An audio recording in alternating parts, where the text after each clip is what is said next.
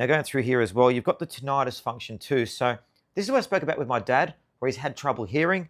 So you can put this on and it basically plays the sounds there. So at the moment, I've got the thunderstorm playing in the background and it's stopping the background noise happening. It really is great.